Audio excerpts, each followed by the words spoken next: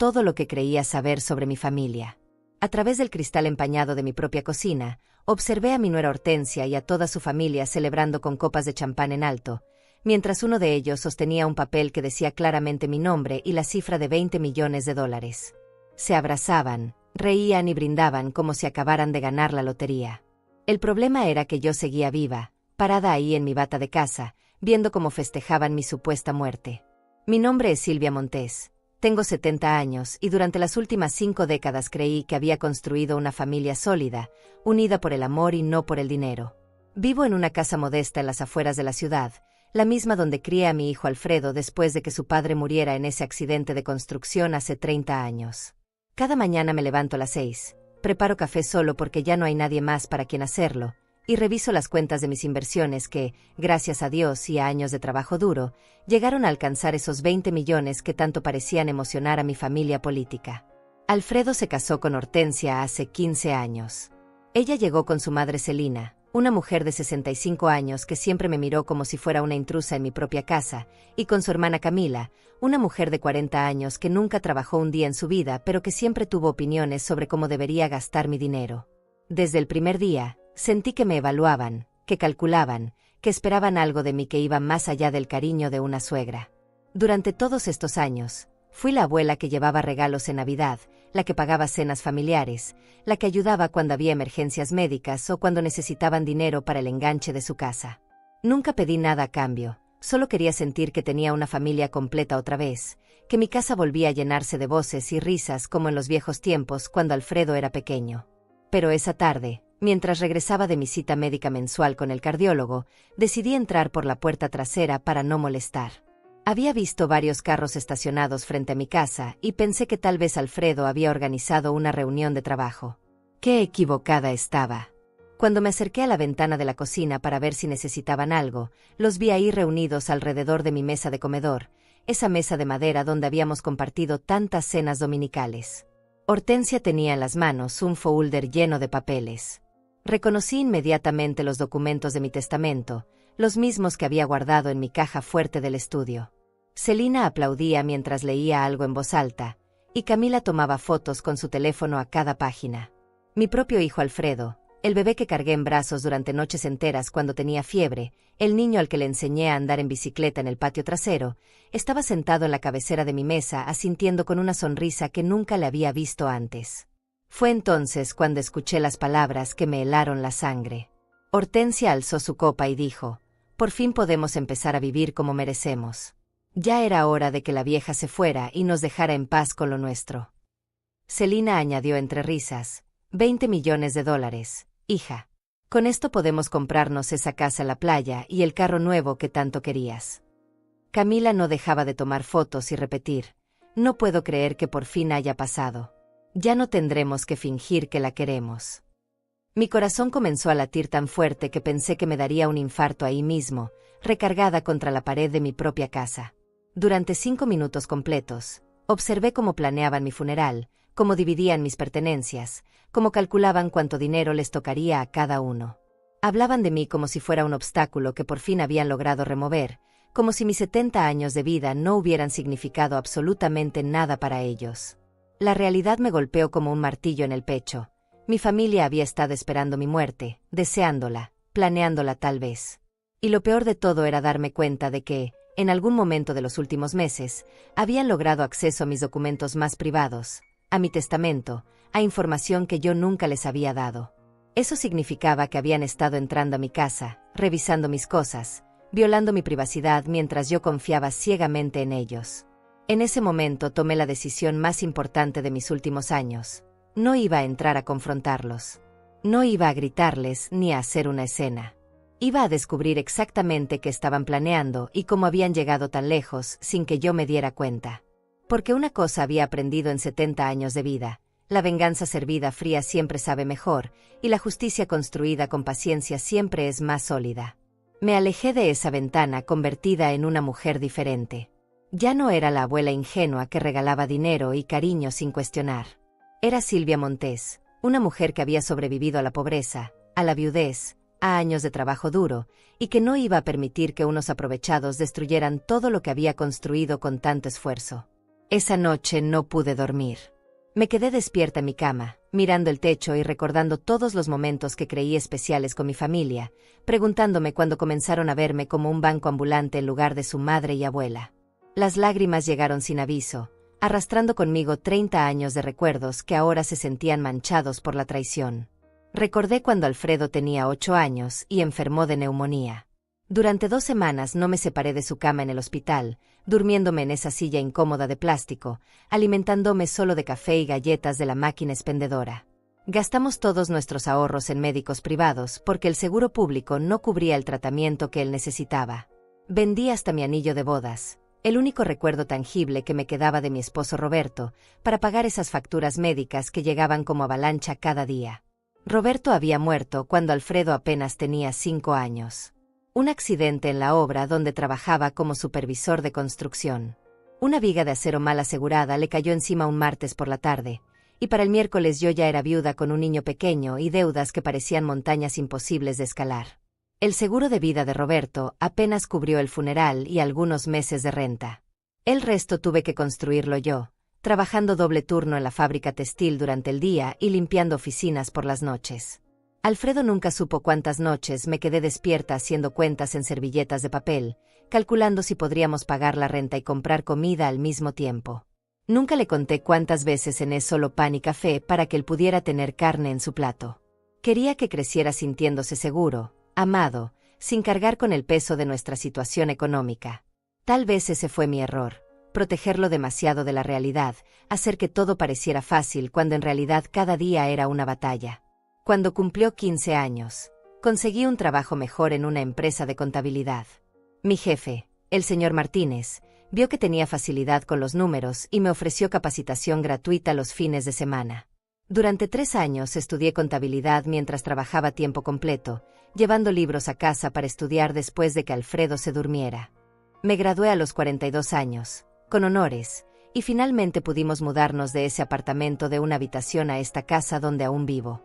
Con el tiempo, mis ahorros crecieron. Invertí en propiedades pequeñas, luego en fondos de inversión, siempre siendo conservadora, nunca arriesgando más de lo que podía perder. Cada dólar que ganaba lo veía como un ladrillo más en la pared de seguridad que estaba construyendo para mi hijo y para mí. Nunca compré lujos innecesarios, nunca gasté en caprichos.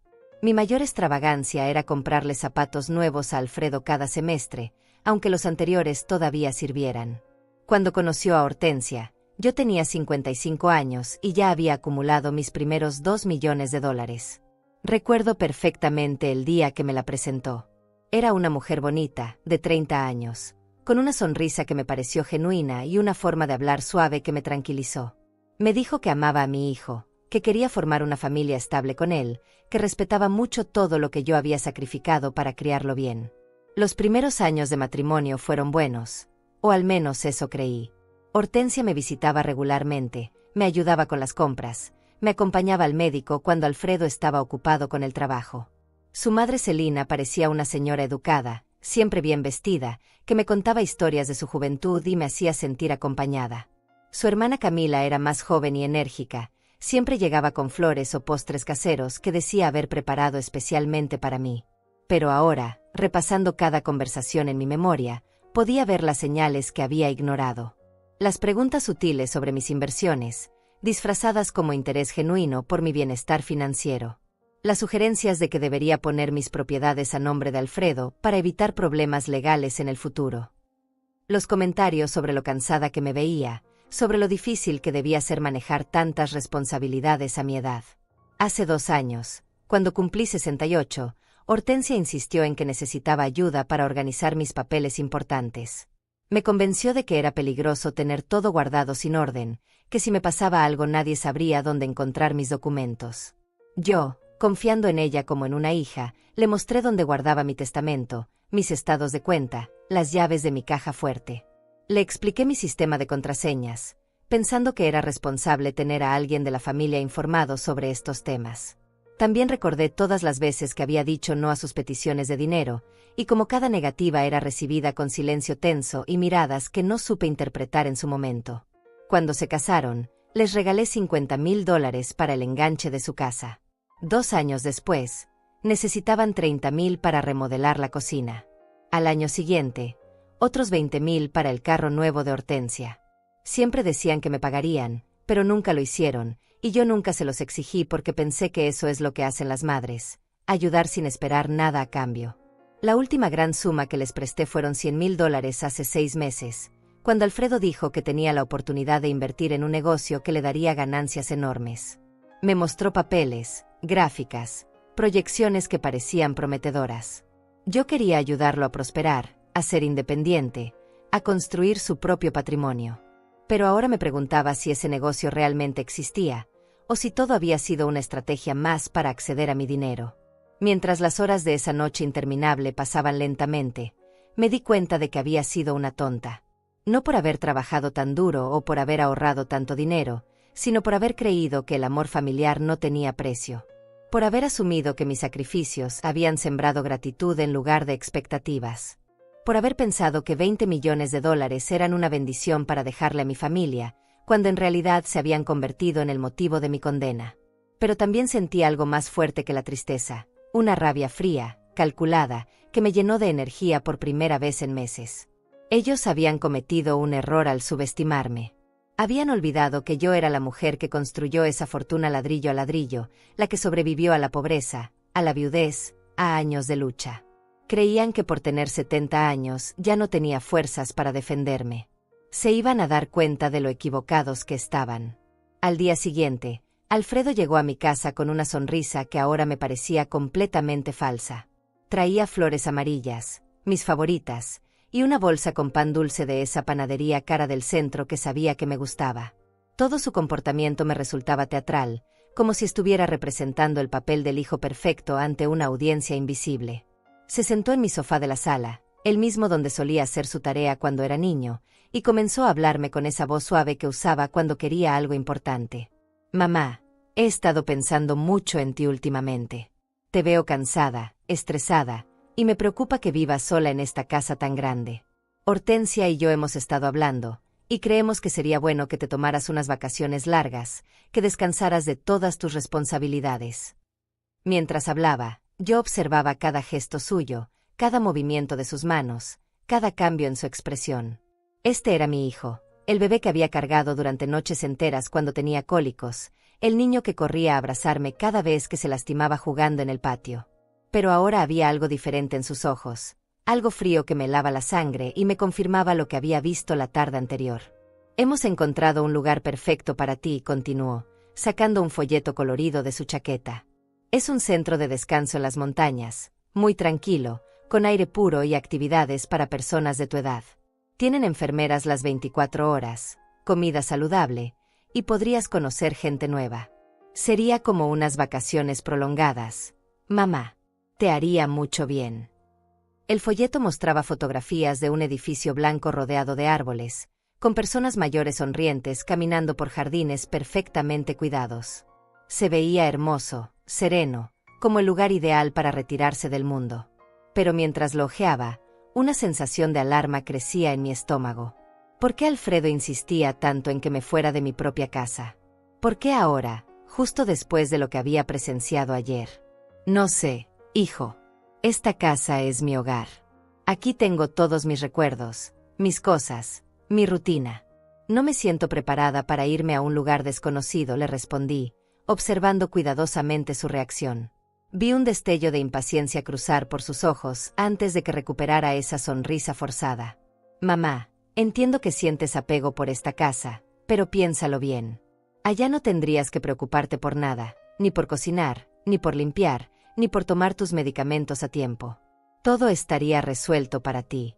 Además, necesitas socializar más, conocer gente de tu edad. Aquí solo estás sola todo el tiempo».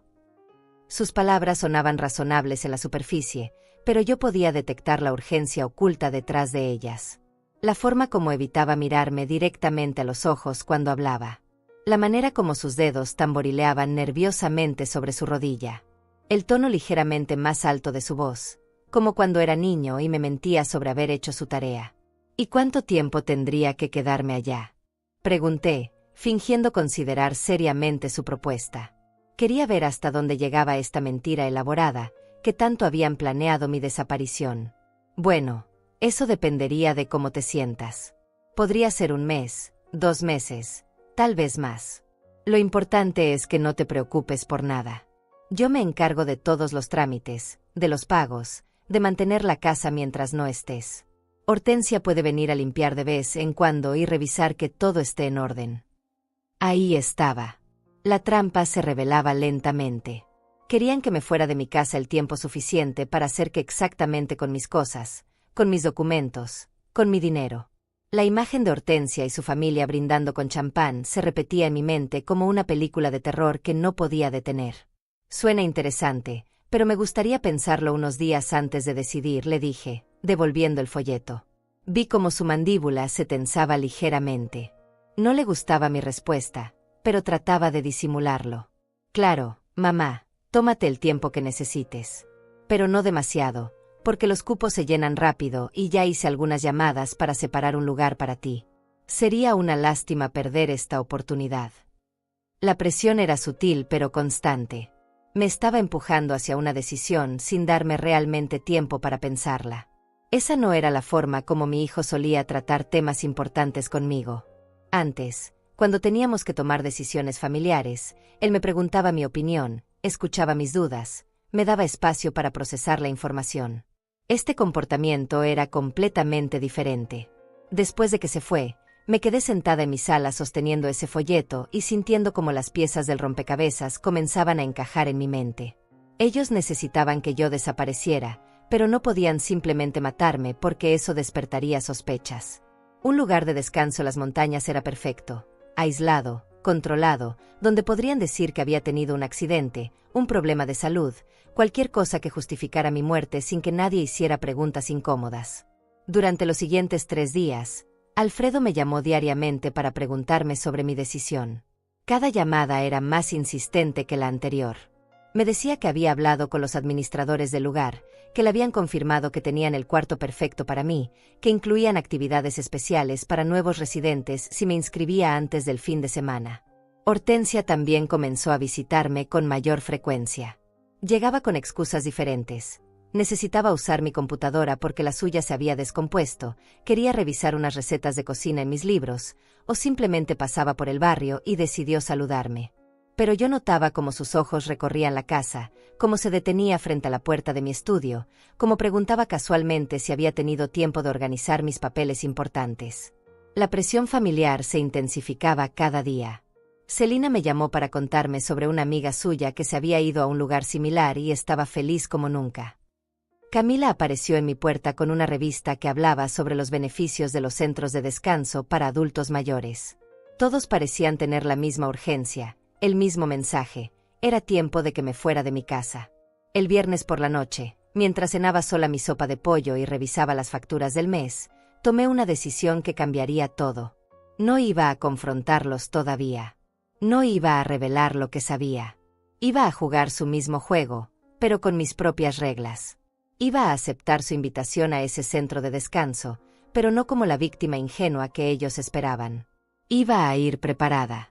Iba a descubrir exactamente qué tenían planeado para mí, y cuando tuviera todas las pruebas que necesitaba, iba a asegurarme de que pagaran por cada mentira, por cada traición, por cada momento en que celebraron mi supuesta muerte mientras yo aún respiraba.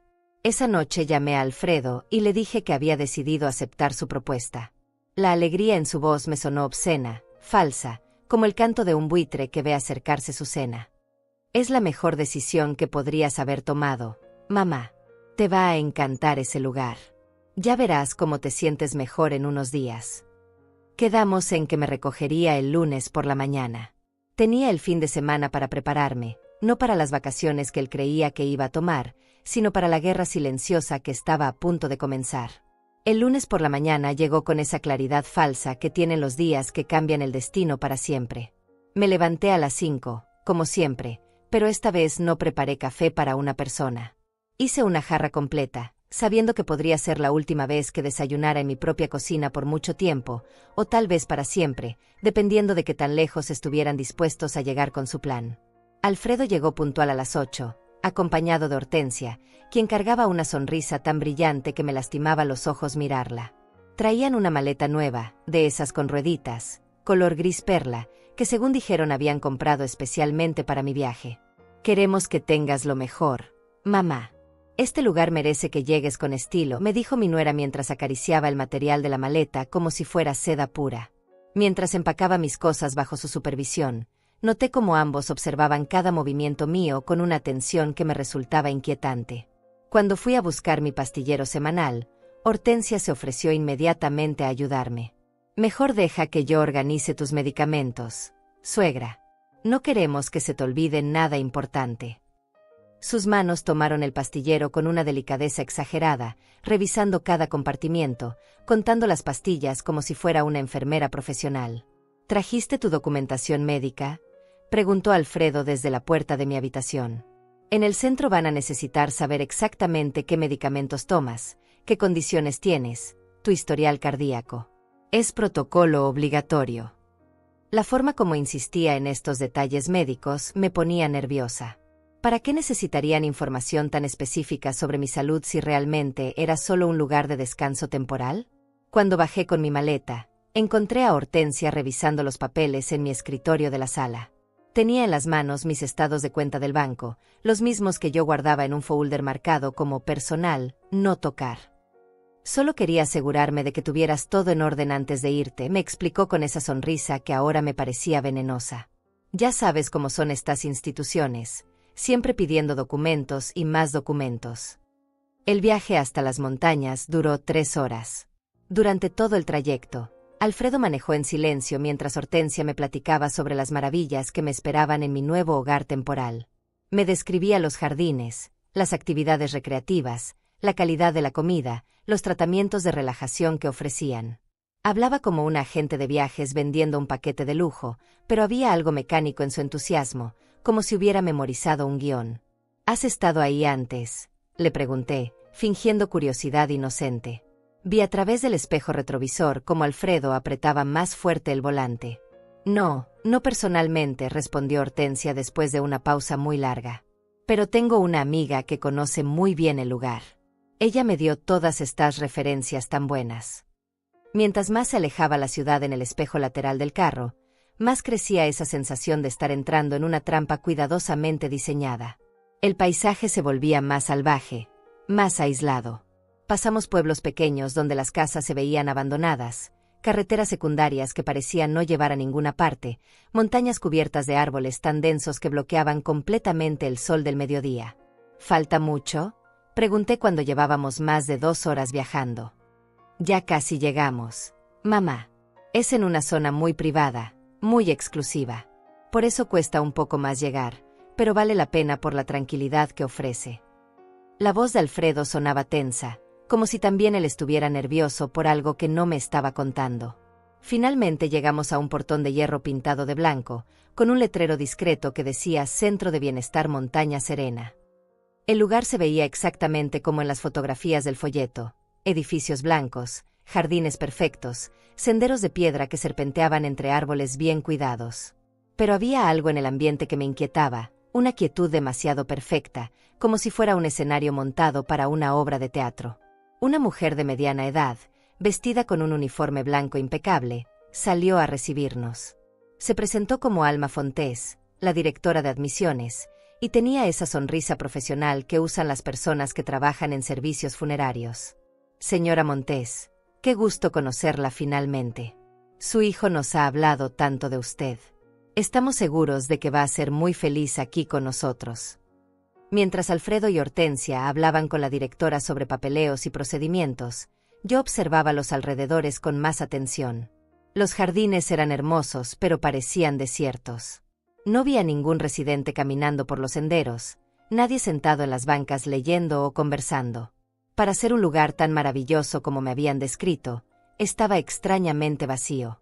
¿Dónde están los otros huéspedes?, pregunté a la directora cuando tuve oportunidad. Oh, la mayoría están en sus actividades de la tarde. Terapia ocupacional, sesiones de relajación, clases de pintura. Tenemos un programa muy completo que mantiene a nuestros residentes ocupados todo el día. Su respuesta sonaba ensayada, demasiado perfecta. Me condujeron a una habitación en el segundo piso, pequeña pero cómoda, con una ventana que daba hacia el bosque. La cama tenía sábanas blancas perfectamente planchadas, había flores frescas en la mesa de noche y un pequeño baño privado que olía a productos de limpieza industriales. Todo era funcional, limpio, impersonal, como una habitación de hospital disfrazada de hotel. «Aquí vas a estar perfecta», mamá me dijo Alfredo mientras ponía mi maleta sobre la cama. «Mira qué vista tan bonita tienes. Va a ser muy relajante despertar viendo todos estos árboles cada mañana». Pero cuando se acercó a la ventana para mostrarme el paisaje, noté algo que me heló la sangre. Las ventanas tenían seguros especiales, cerraduras que se activaban desde afuera, no desde adentro. Hortensia se despidió de mí con un abrazo que duró demasiado tiempo, como si fuera la última vez que me vería. «Cuídate mucho, suegra. Descansa, relájate, no te preocupes por nada de la casa. Nosotros nos hacemos cargo de todo mientras no estés». Sus palabras tenían un tono de finalidad que me asustó más que todo lo que había visto hasta entonces. Después de que se fueron, me quedé sola en esa habitación que olía a desinfectante y flores muertas, escuchando el silencio absoluto que rodeaba el edificio. No había voces de otros residentes, no había sonidos de actividades, no había la vida natural que debería tener un lugar lleno de personas de mi edad disfrutando de sus vacaciones. Esa primera noche no pude dormir. Me quedé despierta escuchando cada ruido del lugar, tratando de entender en qué tipo de sitio me habían metido realmente. Alrededor de la medianoche, escuché pasos lentos en el pasillo, voces susurrando, puertas que se abrían y cerraban con cuidado extremo. Todo sonaba a operaciones médicas nocturnas, no a un centro de descanso. Al día siguiente, durante el desayuno que me sirvieron en una bandeja en mi habitación, pregunté a la enfermera si podía conocer a otros residentes. «Hoy no va a ser posible», me respondió sin mirarme a los ojos. «Tenemos que completar primero su evaluación médica completa. Es protocolo obligatorio para todos los nuevos ingresos». Era entonces cuando confirmé mis peores sospechas. No estaba en un centro de descanso. Estaba en algún tipo de institución médica, tal vez psiquiátrica, donde mi propia familia me había internado con documentos falsos o diagnósticos inventados. El plan no era matarme directamente. Era mucho más cruel que eso. Era hacerme desaparecer legalmente, declararme mentalmente incapaz, y quedarse con mi dinero mientras yo languidecía en este lugar aislado donde nadie me buscaría jamás. En ese momento entendí que había subestimado la maldad de la que eran capaces. Pero también entendí que todavía tenía tiempo para actuar, para demostrar que Silvia Montes no se rendiría sin luchar. El miércoles por la mañana, mientras fingía tomar las pastillas que la enfermera me daba y que secretamente escondía bajo mi lengua para escupirlas después, escuché una voz familiar en el pasillo que me hizo saltar del corazón. Era Vicente Mares, mi antiguo vecino de hace 15 años, el mismo hombre al que yo había ayudado cuando su esposa murió de cáncer y él se quedó solo con 3 niños pequeños. Vicente trabajaba como conductor de ambulancias y había venido a recoger a un paciente que iban a trasladar a otro hospital. Cuando nuestros ojos se encontraron a través de la puerta entreabierta de mi habitación, vi en su rostro la misma sorpresa y confusión que yo sentía. Se acercó cautelosamente, mirando hacia ambos lados del pasillo antes de hablarme en voz baja. «Doña Silvia, ¿qué hace usted aquí? Está enferma». Su preocupación genuina me hizo llorar por primera vez en días. Por fin tenía frente a mí a alguien que me conocía de verdad, alguien que sabía que yo no era una anciana loca que necesitaba estar internada en un lugar como este. «Vicente, gracias a Dios que te veo. Necesito tu ayuda urgentemente. Mi familia me trajo aquí con engaños. Me dijeron que era un centro de descanso, pero esto es algo completamente diferente». Le conté rápidamente todo lo que había descubierto, la celebración que presencié por mi supuesta muerte, las mentiras sobre las vacaciones, las ventanas con seguros especiales, las pastillas que me daban sin explicarme para qué eran. Vicente escuchó cada palabra con creciente indignación. «Doña Silvia, usted me salvó la vida cuando murió mi Rosa. Me prestó $5,000 para el funeral sin pedirme ni un papel firmado, me ayudó con los niños cuando yo no sabía ni cómo hacer un desayuno. Nunca se me olvidó esa bondad». Su voz temblaba de emoción. «Ahora me toca a mí ayudarla a usted». Me explicó que este lugar no era un centro de descanso, sino una clínica psiquiátrica privada que se especializaba en casos complicados, donde las familias internaban a pacientes con problemas mentales graves o demencia senil. «Los documentos que necesitan para internar a alguien aquí son muy específicos», me dijo. «Evaluaciones médicas, dictámenes psiquiátricos, certificados de incapacidad mental. Su familia tuvo que falsificar muchos papeles para traerla aquí. La revelación me golpeó como un martillo en el pecho. Alfredo y Hortensia habían planeado todo esto con meses de anticipación. Habían encontrado doctores corruptos dispuestos a firmar documentos falsos, habían investigado sobre este lugar aislado donde podrían esconderme, habían calculado cuánto tiempo necesitarían para apoderarse completamente de mi fortuna antes de que alguien hiciera preguntas. Pero hay algo más que necesitas saber, continuó Vicente, sacando su teléfono celular. Hace 2 días, cuando venía hacia acá en otra ambulancia, vi a su nuera y a toda su familia cargando cajas desde su casa hacia una camioneta de mudanza. Tomé estas fotos porque me pareció extraño que estuvieran sacando cosas si usted solo se había ido de vacaciones. Las fotografías que me mostró confirmaron mis peores temores. Ahí estaba Hortensia dirigiendo a unos hombres que cargaban mis muebles, mis electrodomésticos, cajas con mis pertenencias personales. En una de las fotos se veía claramente a Camila cargando mi joyero, el mismo donde guardaba las pocas joyas que me quedaban de mi madre. En otra, Celina supervisaba mientras sacaban mi televisor, mi equipo de sonido, hasta mis plantas del jardín. No solo la encerraron aquí para quedarse con su dinero, me dijo Vicente con voz grave. Están vaciando su casa por completo. Seguramente van a venderla también, y cuando alguien pregunte por usted, dirán que decidió irse a vivir permanentemente a un lugar especializado porque su salud mental se deterioró. La frialdad calculada de su plan me dejó sin palabras por varios minutos. Habían pensado en cada detalle, en cada posible pregunta que alguien pudiera hacer sobre mi desaparición. Mi propia casa, donde había vivido durante 30 años, donde había criado a mi hijo, donde había construido todos mis recuerdos más importantes, estaba siendo saqueada como si fuera una propiedad abandonada. Pero tengo más información, me dijo Vicente, guardando su teléfono y sacando una pequeña grabadora digital. Mi cuñado Severino Antúnez trabaja en el banco donde usted tiene sus cuentas principales. Ayer me llamó muy preocupado porque vio movimientos extraños en sus inversiones. Alguien presentó una carta poder supuestamente firmada por usted, autorizando transferencias millonarias. La grabación que me puso contenía la conversación telefónica que Severino había tenido con el gerente del banco. En ella se escuchaba claramente cómo Alfredo había llegado esa mañana con documentos que le autorizaban a manejar mis cuentas debido al deterioro mental progresivo de su madre, quien había sido internada en una institución especializada por recomendación médica urgente. Ya transfirió $2 millones a una cuenta nueva que abrió a nombre de él y su esposa, continuó la grabación de Severino. El gerente me mostró los papeles porque le pareció sospechoso que una señora tan lúcida como doña Silvia hubiera firmado esos documentos con letra tan diferente a la suya. Pero legalmente no puede hacer nada porque los sellos médicos parecen auténticos.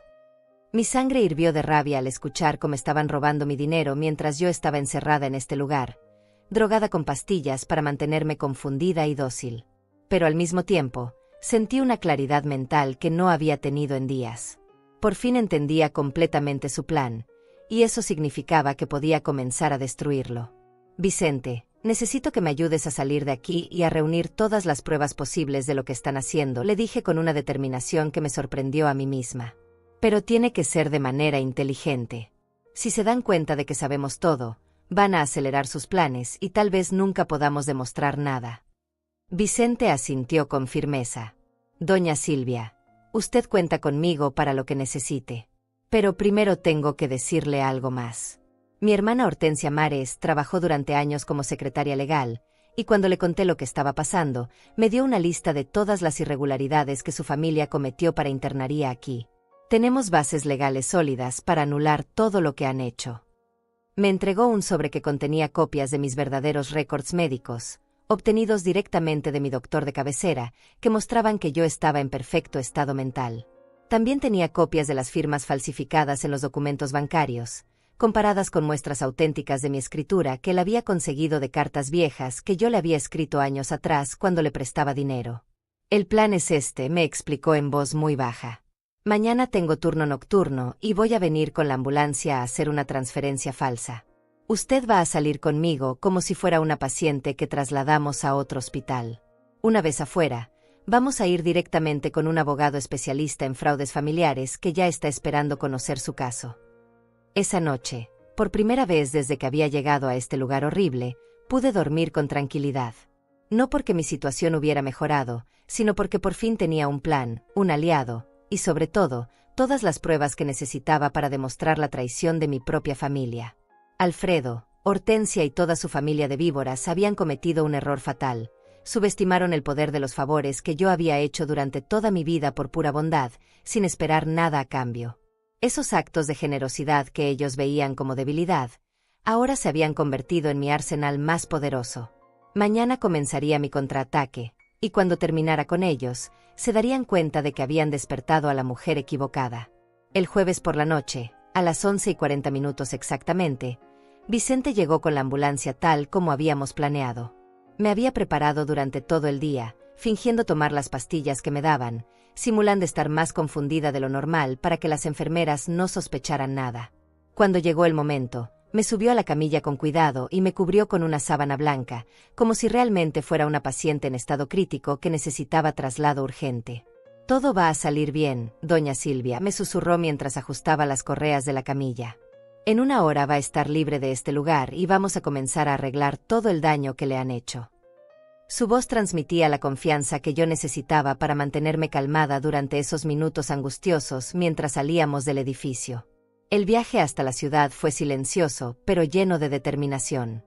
Por la ventana trasera de la ambulancia veía cómo las montañas se alejaban, cómo esa prisión disfrazada de clínica se convertía en un punto lejano en la oscuridad. Cada kilómetro que nos separaba de ese lugar era un paso más cerca de mi libertad y de la justicia que mi familia merecía. Vicente me llevó directamente a la oficina de su hermana Hortensia Mares, quien nos estaba esperando con café caliente y una mesa llena de documentos organizados en carpetas perfectamente etiquetadas. Era una mujer de 50 años, seria pero de ojos bondadosos, que había trabajado durante décadas en casos de fraudes familiares y sabía exactamente qué pasos teníamos que seguir. «Señora Montes, he revisado toda la información que Vicente me trajo, y tengo que decirle que su caso es uno de los más elaborados que he visto en años», me dijo mientras me mostraba cada documento falsificado. «Pero también es uno de los más fáciles de desmantelar, porque cometieron muchos errores por exceso de confianza». Me explicó que la carta poder que habían usado para acceder a mis cuentas bancarias tenía inconsistencias evidentes. La fecha estaba alterada, la firma era claramente falsificada, y los sellos médicos correspondían a doctores que nunca me habían examinado. Su nuera consiguió estos sellos a través de contactos en el mercado negro de documentos médicos, pero no investigó lo suficiente. Uno de estos doctores murió hace 2 años, así que es imposible que haya firmado un certificado médico la semana pasada. Durante las siguientes 4 horas, trabajamos meticulosamente en la construcción de mi contraataque. Hortensia Mares había conseguido la ayuda de un detective privado especializado en fraudes financieros, quien ya había comenzado a rastrear todos los movimientos de dinero que mi familia había hecho usando documentos falsificados. Hasta ahora han transferido $3.800.000 de sus cuentas principales, me informó el detective, un hombre mayor llamado Angenor Fontés. Pero aquí viene lo interesante. También solicitaron un préstamo de 2 millones adicionales usando su casa como garantía. Eso significa que no solo están robando su dinero existente, sino que están endeudando su propiedad para obtener aún más efectivo. La revelación me llenó de una furia fría y calculada. No solo habían vaciado mi casa y robado mis ahorros de toda una vida, también habían hipotecado mi hogar para financiar su codicia. Pero su avaricia desmedida iba a ser exactamente lo que los destruiría. «Tenemos todas las pruebas que necesitamos para anular cada transacción que hicieron», continuó Angenor. «Pero les sugiero que vayamos un paso más allá. Vamos a tender una trampa que los exponga públicamente y asegure que enfrenten consecuencias penales, no solo civiles». El plan que me propusieron era brillante en su simplicidad. Yo iba a regresar secretamente a mi casa, esconderme allí, y documentar con cámaras ocultas todo lo que estuvieran haciendo con mis pertenencias. Mientras tanto, el abogado presentaría una demanda preliminar que congelaría todas las cuentas bancarias, pero sin notificar inmediatamente a mi familia para darles tiempo de incriminarse aún más. «Lo más importante», me dijo Hortensia Mares, «es que usted mantenga la calma durante todo el proceso. No puede confrontarlos directamente hasta que tengamos todo documentado. Su poder está en la paciencia y en la precisión, no en la venganza emocional». Esa noche dormí en el sofá de la oficina legal, por primera vez en días y medicamentos forzados corriendo por mis venas. Mi mente estaba clara, mi propósito era firme, y mi plan de acción era perfecto. A la mañana siguiente comenzaría la fase más importante de mi vida, recuperar todo lo que era mío y asegurarme de que quienes me habían traicionado pagaran por cada mentira. El viernes temprano, Angenor me acompañó de regreso a mi vecindario. Usamos su carro personal, no el de la oficina, y nos estacionamos 2 cuadras antes de llegar a mi casa para que nadie nos viera. Caminamos por el callejón trasero, y cuando finalmente vi mi hogar después de 5 días de ausencia forzada, casi no lo reconocí. El jardín que había cuidado durante décadas estaba pisoteado, con hoyos donde habían arrancado mis rosales para llevárselos. Las ventanas tenían periódicos pegados desde adentro, como si quisieran ocultar lo que estaban haciendo.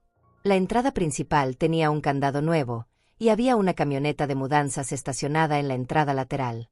Usando las llaves de repuesto que siempre escondía bajo la maceta del patio trasero, entramos silenciosamente por la puerta de la cocina.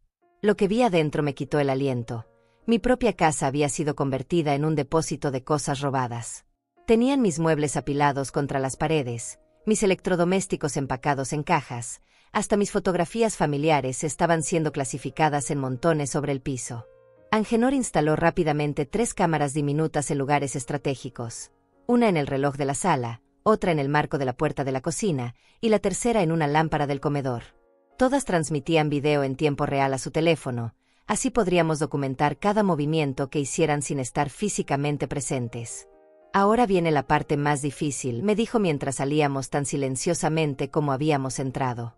Usted tiene que desaparecer completamente por los próximos días. No puede llamar a nadie conocido, no puede ir a lugares donde la reconozcan. Tiene que ser como un fantasma hasta que tengamos suficiente evidencia para actuar. Me instalé en un hotel pequeño al otro lado de la ciudad, registrándome con el nombre de Alma Tierra, usando documentos temporales que Hortensia Mares había preparado para proteger mi identidad.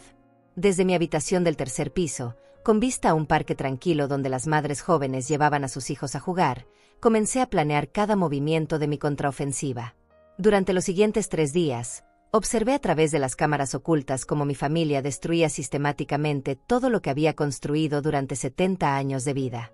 Los vi riéndose mientras empacaban mis libros, discutiendo sobre quién se quedaría con qué muebles, calculando cuánto dinero podrían obtener vendiendo cada objeto de valor que habían robado de mi hogar. Pero también los vi cometer errores. Los escuché hablar sobre cuentas bancarias secretas, sobre doctores que habían sobornado, sobre planes para mantenerme internada indefinidamente hasta que muriera de vejez o tristeza. Cada conversación que tuvieron frente a mis cámaras se convirtió en evidencia irrefutable de sus crímenes. El lunes por la mañana, cuando Angenor me informó que teníamos más de 15 horas de video comprometedor y toda la documentación legal necesaria, supe que había llegado el momento de pasar a la ofensiva. Era tiempo de que Alfredo, Hortensia y toda su familia de ladrones descubrieran que habían subestimado gravemente a la mujer que creían haber derrotado. El martes por la mañana, a las 9 en punto, comencé a ejecutar la fase final de mi plan. Desde mi habitación del hotel, con todas las pruebas organizadas sobre la mesa como cartas de un juego mortal, hice la primera llamada que cambiaría todo para siempre. Marqué el número de Alfredo, mi propio hijo, el mismo que había cargado en brazos cuando era bebé y que ahora me había vendido por $20 millones. Bueno. Su voz sonaba relajada, confiada, como la de un hombre que cree que ha ejecutado el crimen perfecto. Seguramente estaba en mi casa, rodeado de las cosas que había robado, contando el dinero que había transferido ilegalmente de mis cuentas. Hola, Alfredo. Soy tu madre. El silencio que siguió fue tan profundo que pude escuchar su respiración entrecortada a través del teléfono. Segundos que se sintieron como horas pasaron antes de que pudiera articular una respuesta. Mamá. ¿Cómo? ¿Dónde estás? Se suponía que estabas en el centro de descanso. Me dijeron que no podías recibir llamadas por tu tratamiento médico. Su voz había cambiado completamente. Ya no sonaba relajada. Sonaba como la de un niño atrapado robando dulces de la tienda.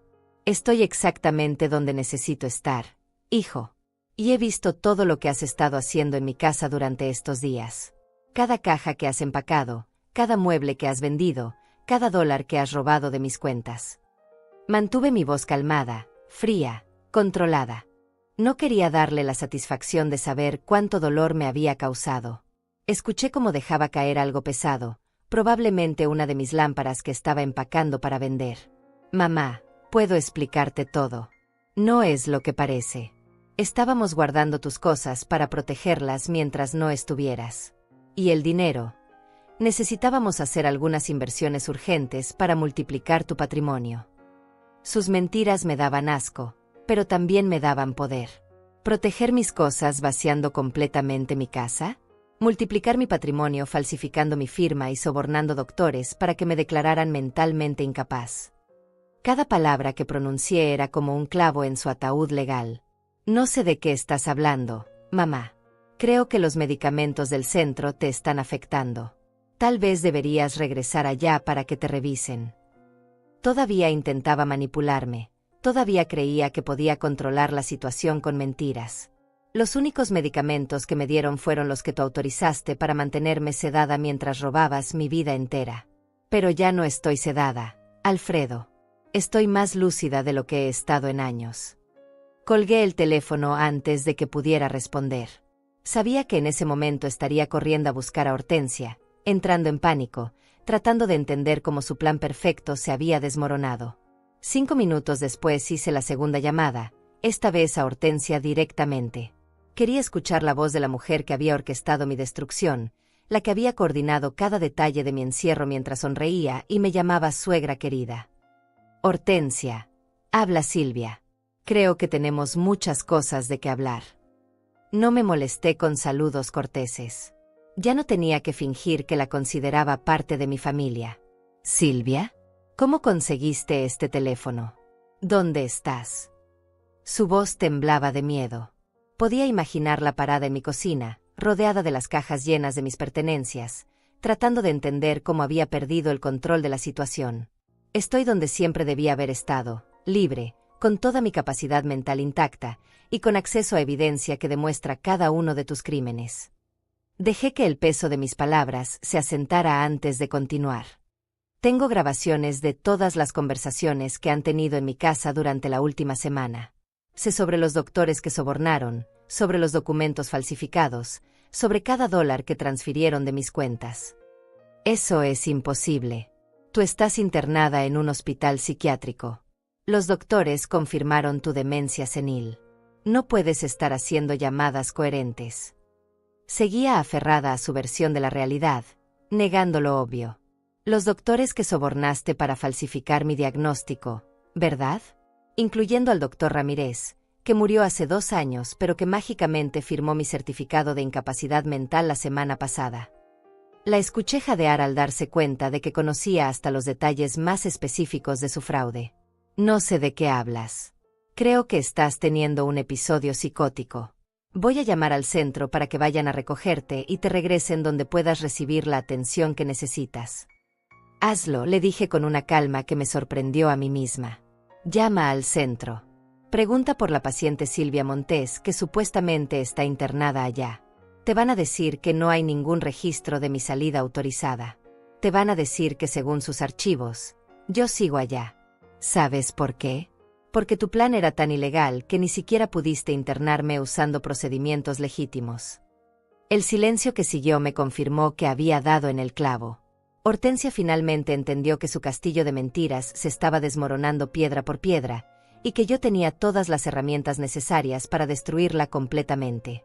¿Qué quieres?, me preguntó finalmente, con una voz tan pequeña que apenas la pude escuchar. Ya no era la mujer confiada que había dirigido el saqueo de mi casa. Era una criminal atrapada que sabía que su tiempo se había acabado. Quiero que tú, tu esposo, tu madre y tu hermana se reúnan en mi casa esta tarde a las 5. Todos juntos. Tenemos que hablar sobre el futuro, sobre las consecuencias de sus acciones, y sobre cómo van a reparar el daño que me han hecho. Mi voz era firme, autoritaria. Ya no era la víctima, era el juez que iba a pronunciar su sentencia.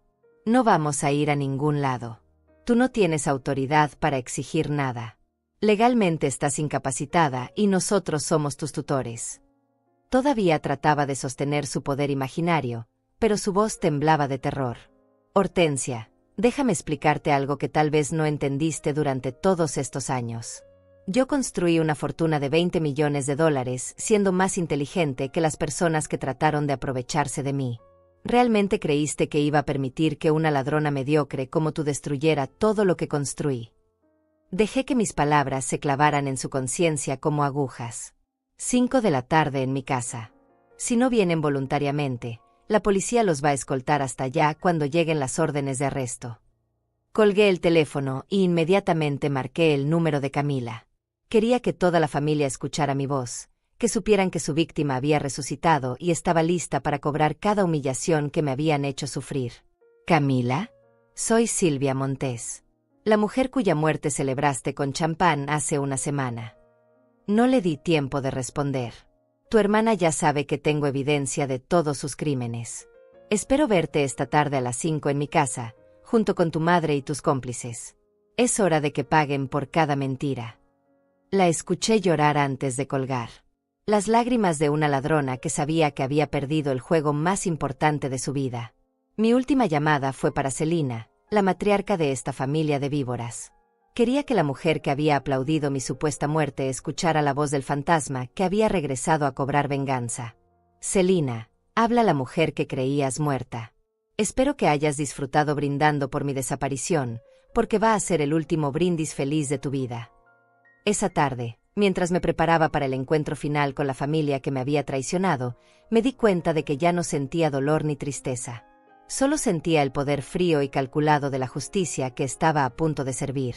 Habían despertado a la mujer equivocada, y ahora iban a descubrir exactamente cuánto podía costar ese error.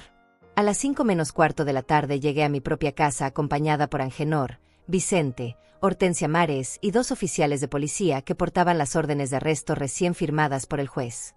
La camioneta de mudanzas seguía estacionada en mi entrada, llena de mis pertenencias robadas, como evidencia silenciosa de los crímenes que estaban a punto de enfrentar consecuencias.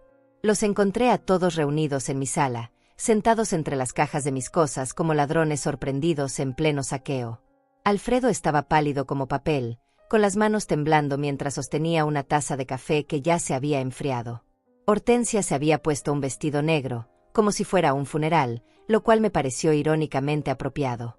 Celina tenía los ojos rojos de llorar, y Camila no podía dejar de mirar hacia la puerta como si planeara escapar corriendo. «Buenas tardes, familia querida», les dije con una voz que sonaba dulce como miel envenenada. «Espero que hayan disfrutado sus últimos días de libertad, porque van a ser los últimos que tengan en mucho tiempo». Alfredo se puso de pie tembloroso, tratando de recuperar algo de autoridad paterna. «Mamá, esto es un malentendido terrible. Podemos explicarte todo. Solo queríamos protegerte, cuidar tu dinero mientras estabas enferma. Protegerme internándome en un hospital psiquiátrico con documentos falsificados».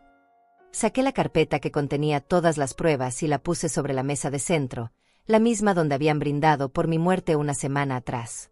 Cuidar mi dinero transfiriendo $3.800.000 a cuentas que abrieron sin mi autorización. Hortensia intentó hablar con esa voz suave que solía usar para manipularme.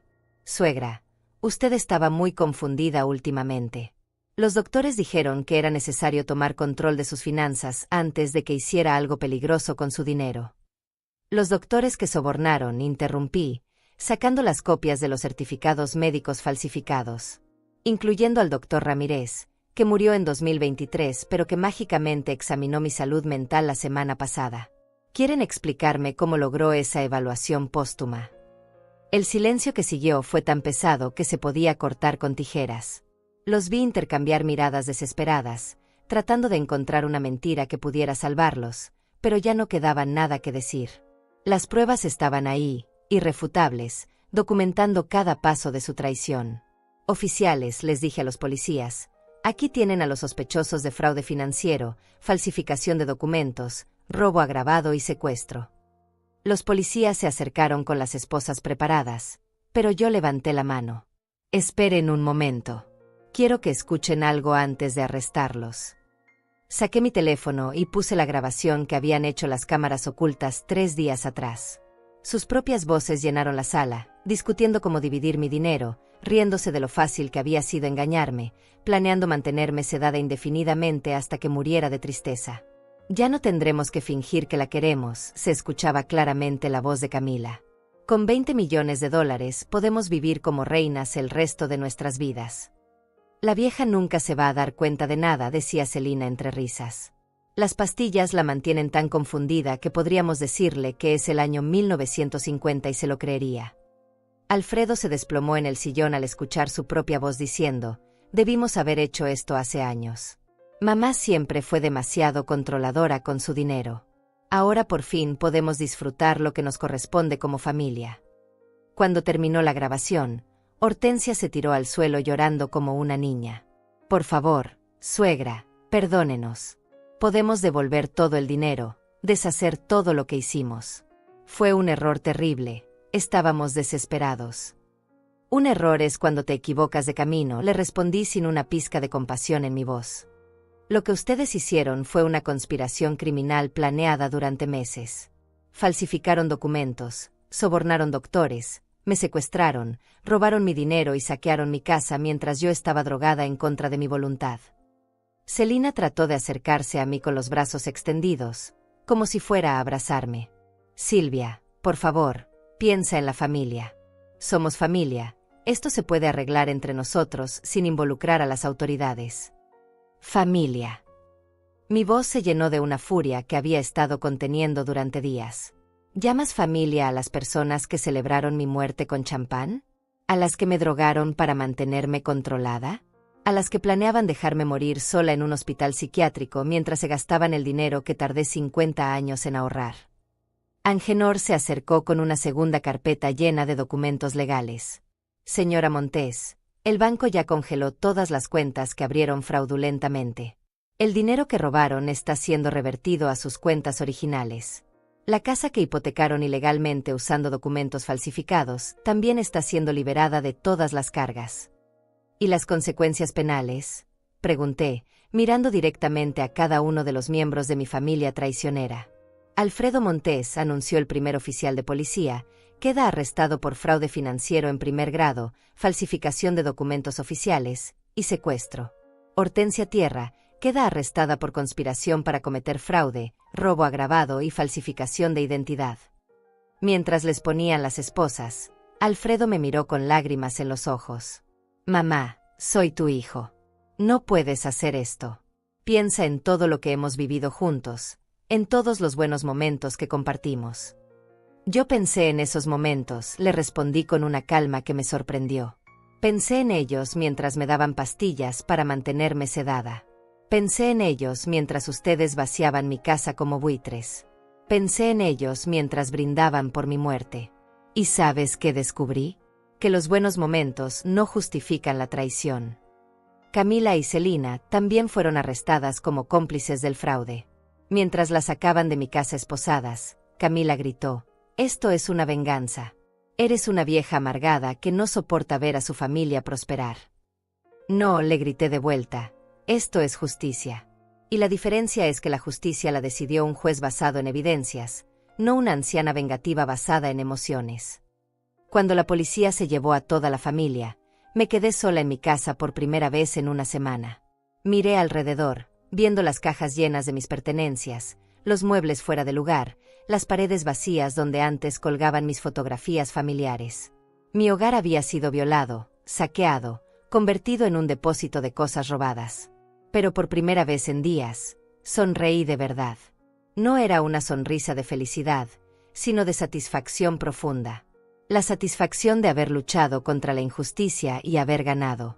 La satisfacción de demostrar que una mujer de 70 años podía ser más inteligente que una familia entera de criminales. Vicente me puso la mano en el hombro. «Doña Silvia, ¿cómo se siente?» «Me siento libre», le respondí sin dudar. Por primera vez en años, me siento completamente libre. Esa noche, mientras comenzaba a desempacar mis cosas y devolver mi casa a la normalidad, supe que había cerrado para siempre un capítulo doloroso de mi vida.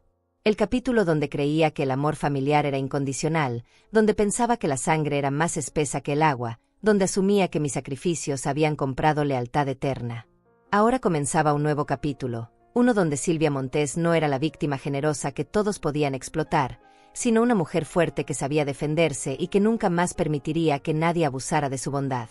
3 meses después del arresto de mi familia, me desperté en mi propia cama con la sensación de haber renacido por completo.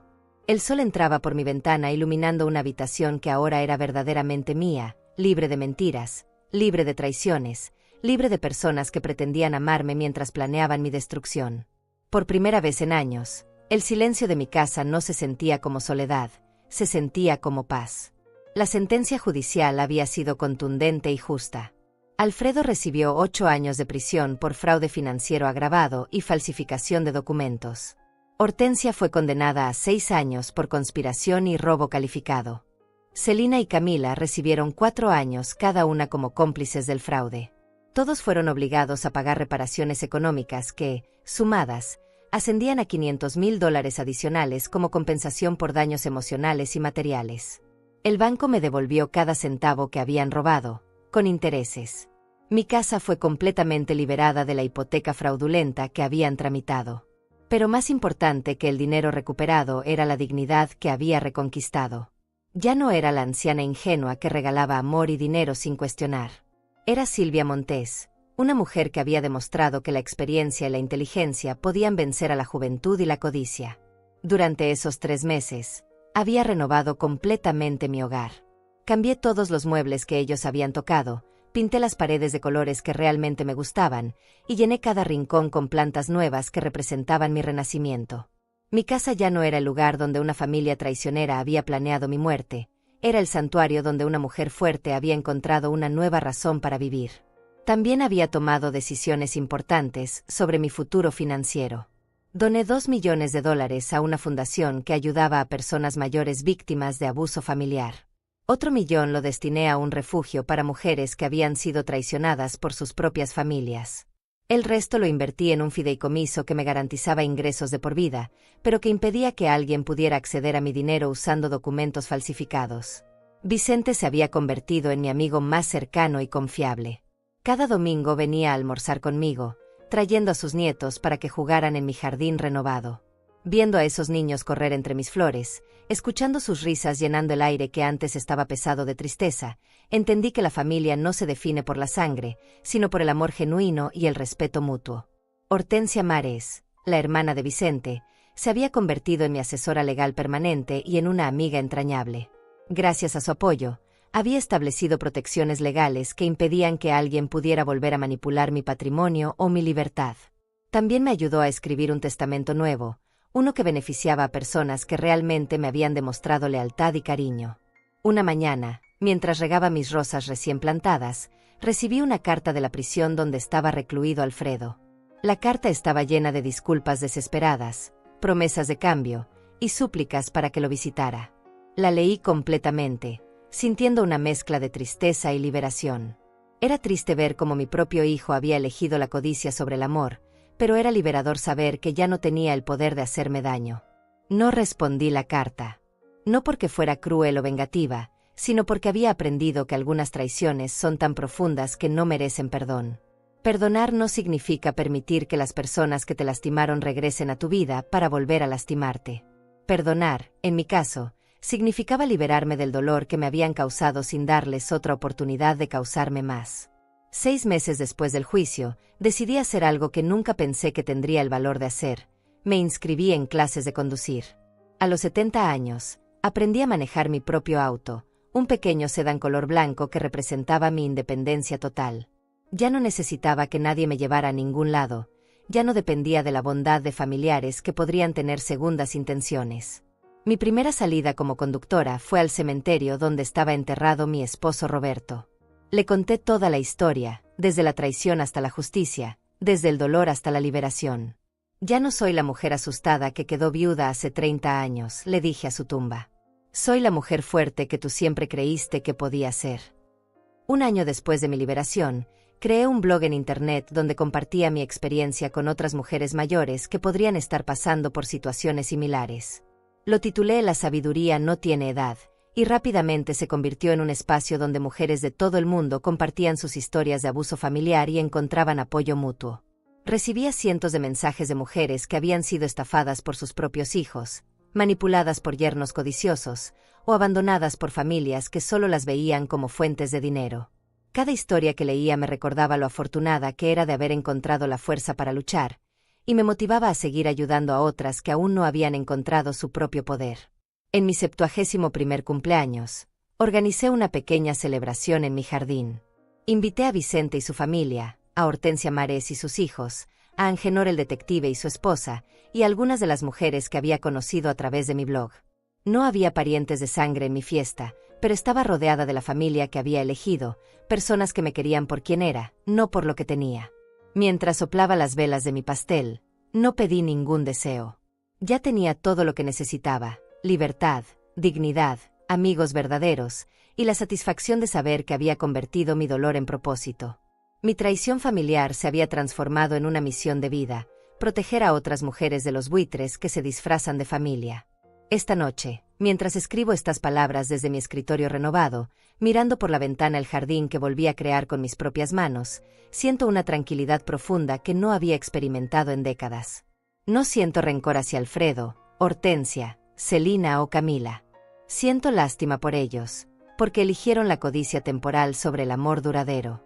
Ellos perdieron a una madre, suegra y abuela que los habría amado incondicionalmente hasta su último aliento. Yo perdí a una familia tóxica que solo me veía como una fuente de dinero. La diferencia es que lo que ellos perdieron era invaluable, y lo que yo perdí era destructivo. A todas las mujeres que puedan estar escuchando esta historia, quiero decirles algo importante: nunca es demasiado tarde para defenderse. No importa cuántos años tengan, no importa cuán solas se sientan, no importa cuánto poder crean que han perdido. La sabiduría que han acumulado durante décadas de vida es su arma más poderosa contra quienes quieren aprovecharse de ustedes. No permitan que nadie las haga sentir como una carga. No acepten que las traten como si fueran invisibles. No dejen que la edad se convierta en una excusa para que otros tomen decisiones por ustedes. Ustedes construyeron familias, criaron hijos, sobrevivieron pérdidas, trabajaron durante décadas. Esa fortaleza no desaparece con los años, se perfecciona. Si mi historia les sirve para algo, que sea para recordarles que merecen respeto, amor genuino, y que nunca deben aceptar menos de lo que valen.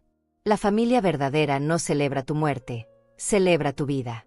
La familia verdadera no roba tu dinero, respeta tu trabajo. La familia verdadera no te miente, te dice la verdad aunque duela. Y si no tienen esa familia verdadera por sangre, créenla por elección. Rodéense de personas que las valoren, que las escuchen, que las apoyen sin esperar nada a cambio excepto su cariño. Esa es la familia que realmente vale la pena. Mi nombre es Silvia Montes, tengo 71 años, y esta es mi historia de traición, justicia y renacimiento.